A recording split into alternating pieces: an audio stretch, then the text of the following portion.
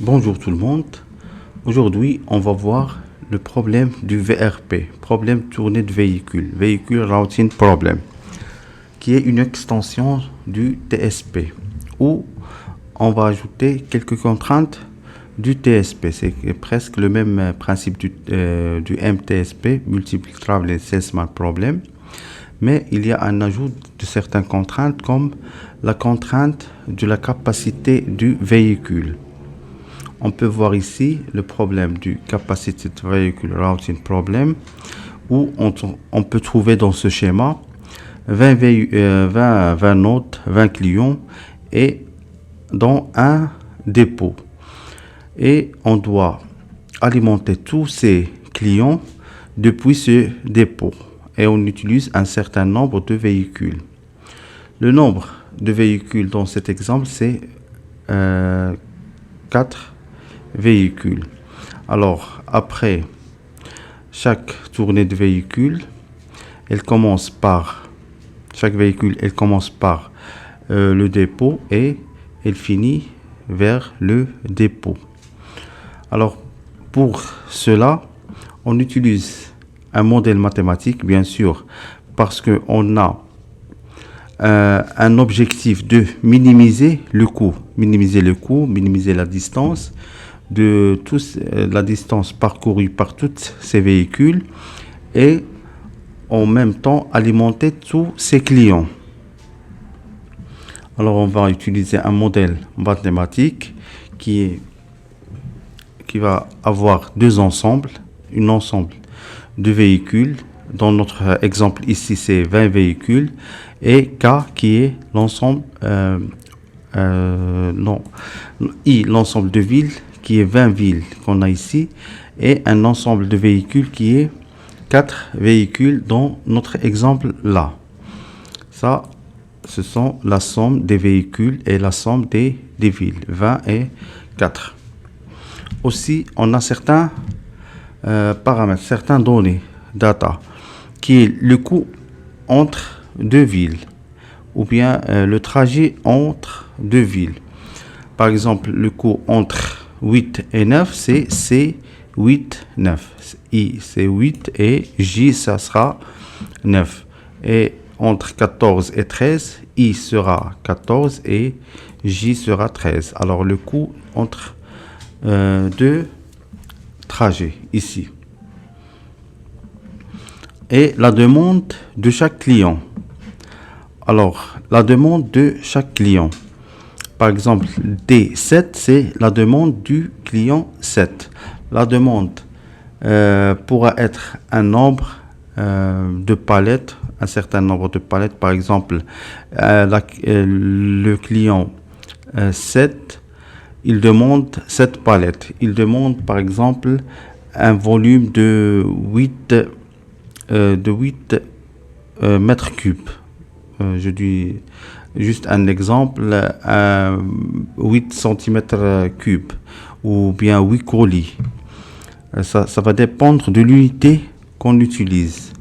La demande, ça va dépendre de l'unité qu'on utilise, qu'on va utiliser la même unité dans la capacité du véhicule. Par exemple, si on utilise une demande de colis ou bien de volume ou bien de poids ou bien de palette, on va utiliser la même unité pour la capacité. La capacité du client, bien sûr, sera de la même unité de volume ou bien de poids ou bien de colis ou bien de palette.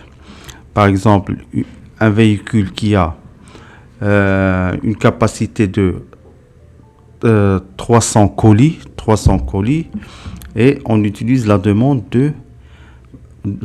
par colis. Par exemple, le client 7 a besoin de 4 colis. Le client 6 a une demande de 9 colis et ainsi de suite. Alors, on doit utiliser certaines variables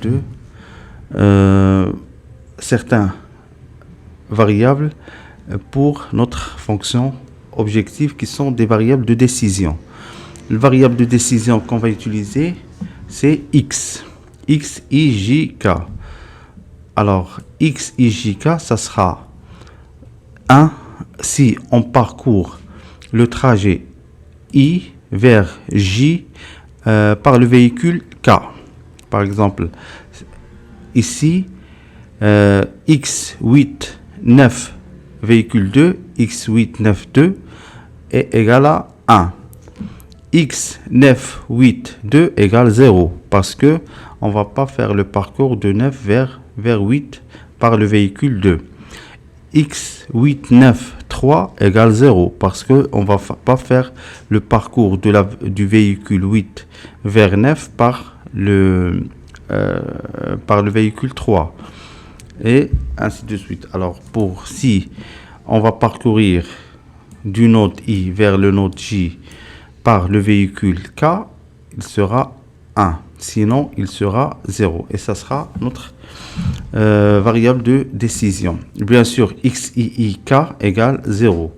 Pourquoi? Parce que lorsqu'on on pourra pas visiter le même node depuis le même node. Par exemple, on pourra pas visiter la ville 12 pas depuis la ville 12. Alors, il sera égal à 0.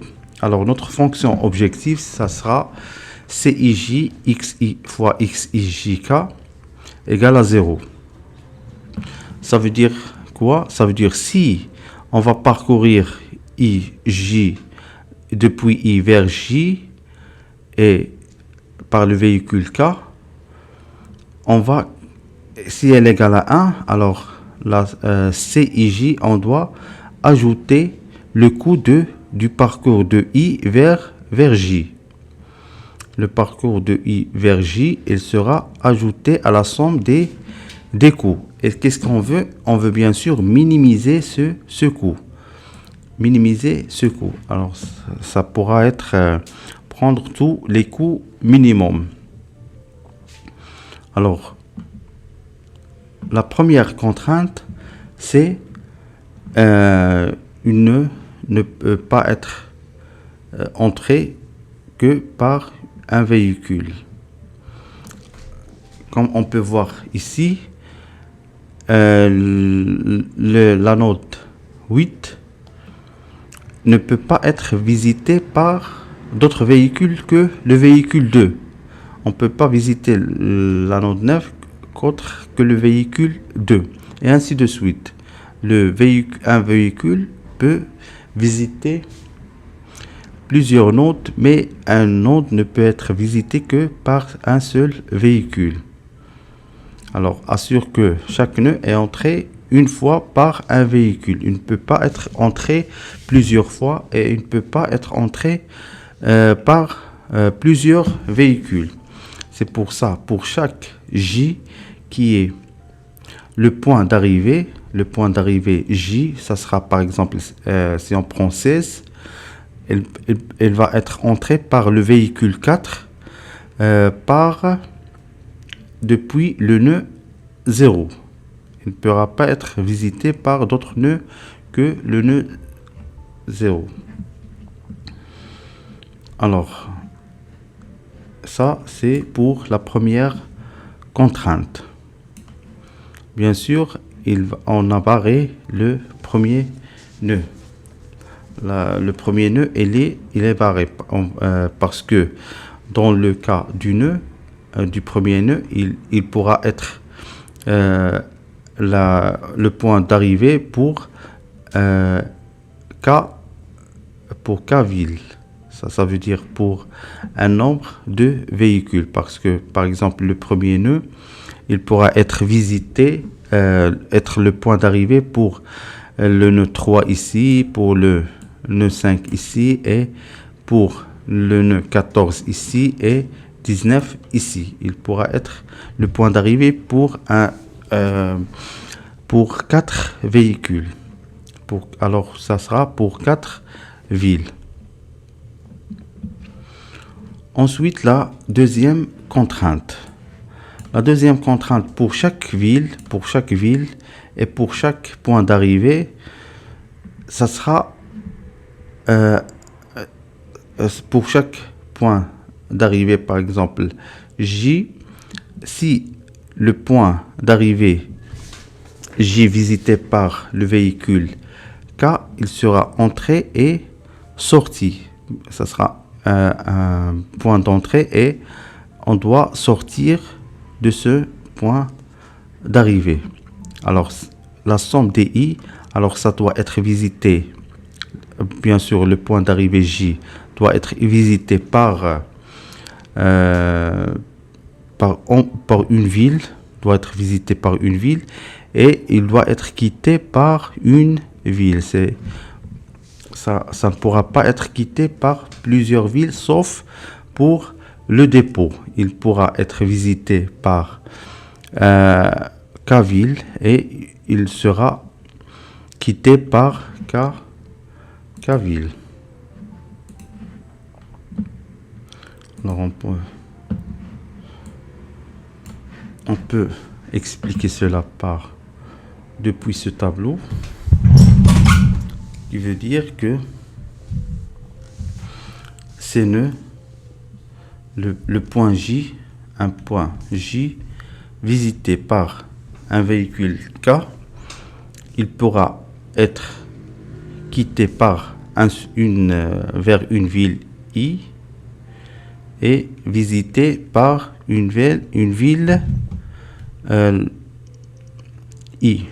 Mais cette ville I, elle est différente bien sûr que cette ville I. I1, on peut dire I2.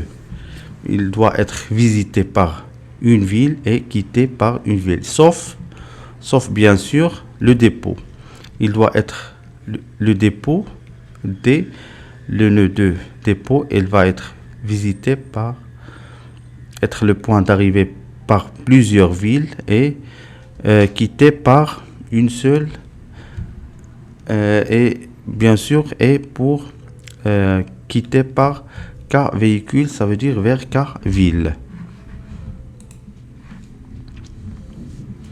Ensuite, la troisième contrainte, le dépôt, ça veut dire que le dépôt, chaque véhicule quitte le dépôt. Ça veut dire pour chaque cas de l'ensemble des véhicules doit quitter le dépôt. Dans notre cas, ça pourra y avoir des cas où vous voulez optimiser le nombre des véhicules. Ce n'est pas notre cas ici. Ça veut dire les 4 véhicules doivent quitter le dépôt. Les 4 véhicules doivent quitter le dépôt dans notre cas. On ne pourra pas dire qu'on a 4 véhicules et le dépôt va être quitté par seulement 2 véhicules. Il pourra y avoir certains cas où vous éliminez cette contrainte. Vous éliminez cette contrainte qui veut dire que on pourra utiliser un nombre minimum de véhicules, optimiser dans le nombre de véhicules qu'on va utiliser.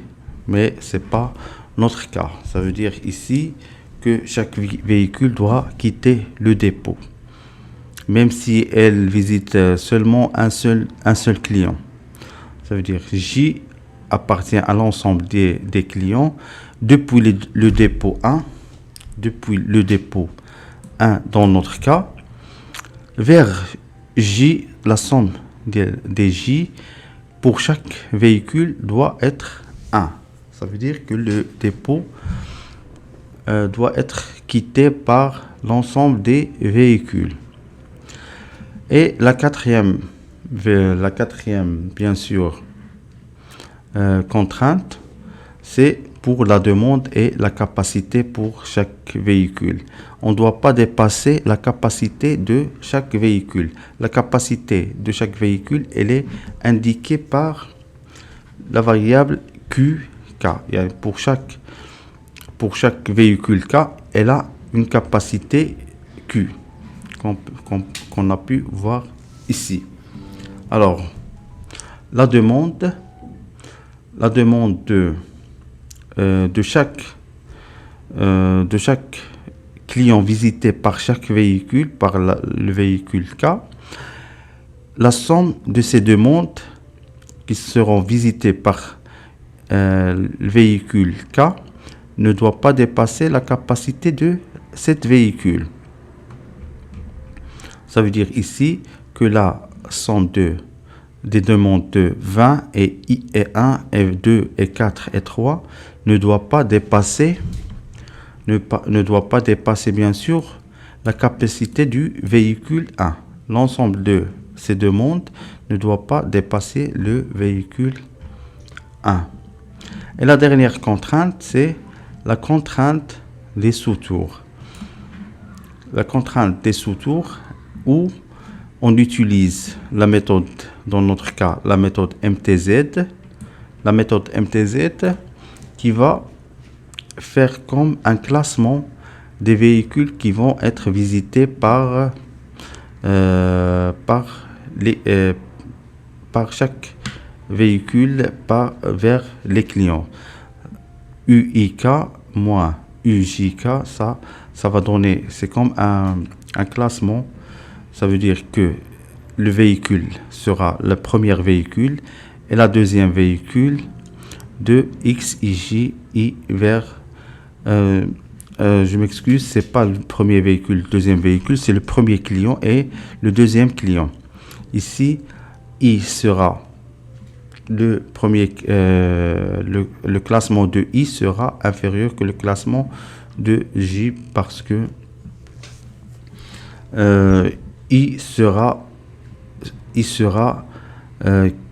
quitté vers J. Ça veut dire que on va aller de I vers J. Ça va donner, c'est comme un classement des clients qu'on va visiter. Le premier, le deuxième, le troisième, et ainsi de suite. On va voir cela dans Cplex. Et bien sûr, le variable UIK doit être supérieur que 0. Supérieur à 0. Quel que soit I et quel que soit K. Quel que soit.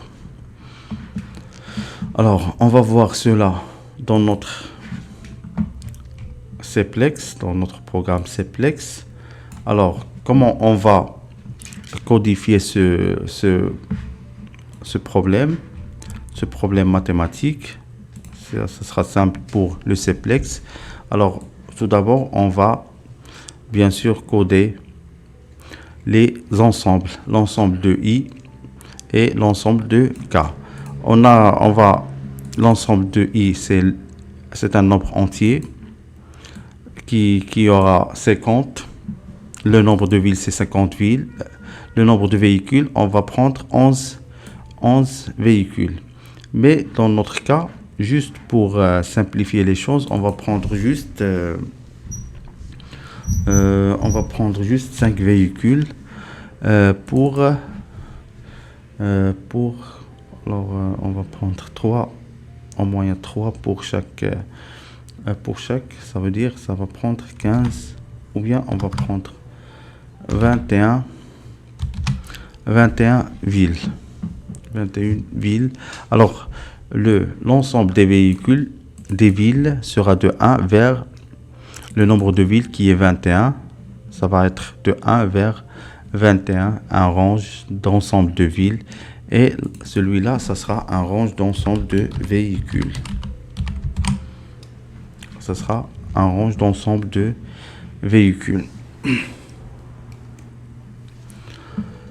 Et les autres contraintes, c'est pas les paramètres, c'est les paramètres de capacité, des coûts, bien sûr les coûts de trajet, des demandes de chaque client et du capacité pour chaque véhicule. Alors c'est pour les coûts entre les trajets, c'est CI vers J. C'est un nombre aléatoire. On va prendre un nombre aléatoire de 0 vers 210, il va nous donner des nombres aléatoires. Et des demandes, ça va nous donner un nombre aléatoire de 100. ça veut dire de 0 jusqu'à 100 pour un nombre pour chaque ville. Et la capacité des clients, ça va être de 0 vers 1000. La capacité pour chaque véhicule, ça va être de 0 vers 1000. Ça, c'est juste pour l'exécution. Alors, on va déclarer aussi les variables de décision. Le premier variable de décision, c'est X. On utilise le variable X de première ville vers la deuxième ville de départ vers le ville d'arrivée avec un nombre de véhicules X, Y, J, K. Et ensuite, le variable pour éliminer les sous-tours, qui est U. U, ville, véhicule.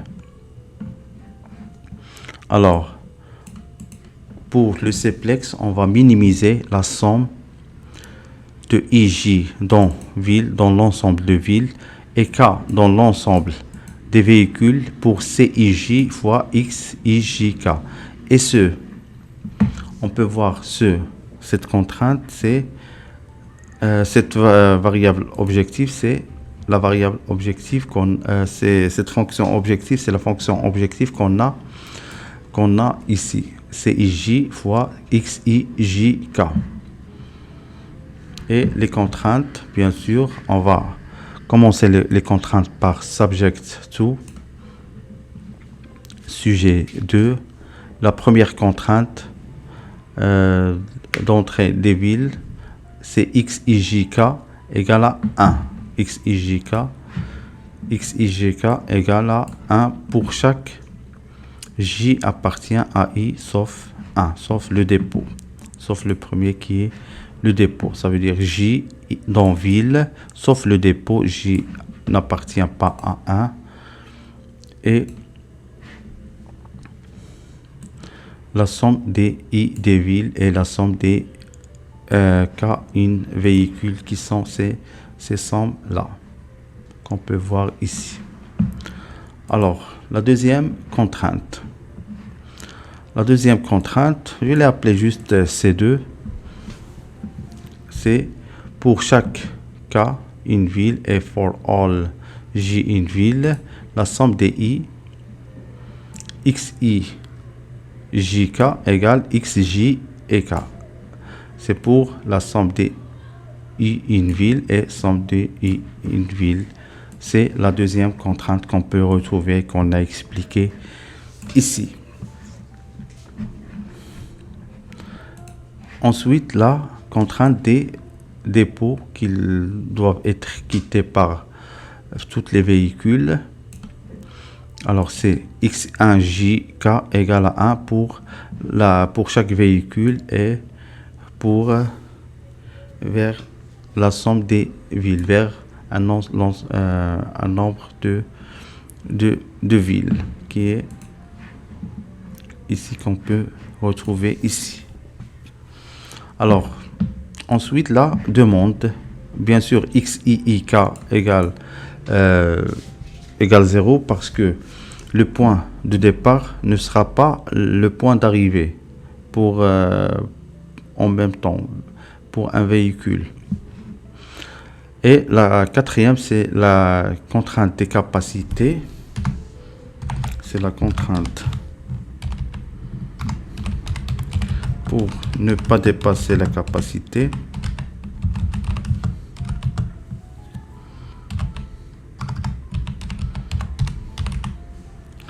Pour ne pas dépasser la capacité.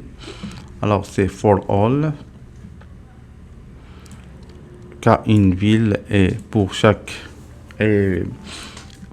la somme des villes et la somme des véhicules, on ne doit pas dépasser la capacité Q pour chaque véhicule pour l'ensemble des demandes. Et ensuite, la contrainte des sous-tours pour éliminer les sous-tours avec la méthode MTZ où on utilise la variable de décision U, UIK et UJK pour nombre de villes qui est I et nombre de véhicules qui est qui est K, qu'on peut retrouver ici, I moins K fois X IJK inférieur à I moins K moins 1. Et ce qu'on peut retrouver ici. Alors, c'est juste une petite traduction de notre modèle mathématique vers le Simplex. Ensuite, on a la partie affichage qu'on peut retrouver ici. Alors, voici la solution. Et bien sûr, on exécute et on peut retrouver la solution. Alors, la solution, c'est bien sûr la solution des U. Il va nous donner combien va égal à U et combien les valeurs de X, Y, J, K. Comme vous pouvez voir, c'est le variable X, variable de décision X, Y, J, K. Alors, c'est notre fonction objective, c'est 791.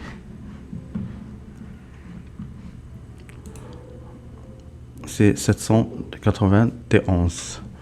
Alors, c'est le minimum qu'il a retrouvé avec ces variables. On peut retrouver notre script. Comme on avait dit, on a 21 villes avec 5 véhicules. Alors, le premier véhicule, il va visiter 5 villes. Première ville, deuxième ville, troisième ville et quatrième ville et cinquième ville. Le deuxième véhicule, il va visiter seulement une seule ville.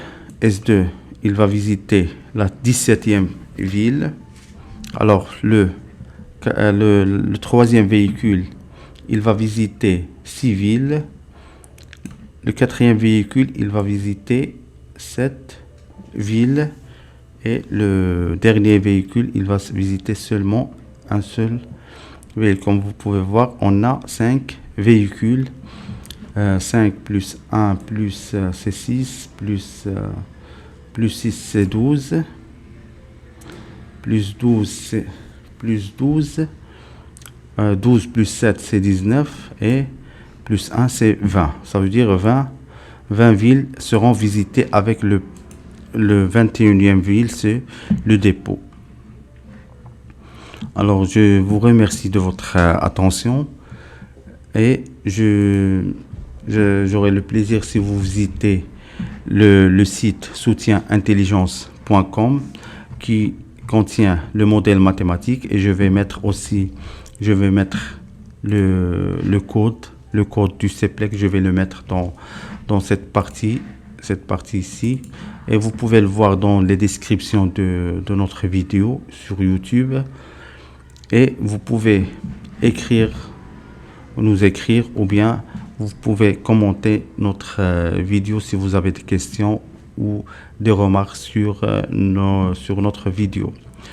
Alors, je vous remercie et à la prochaine.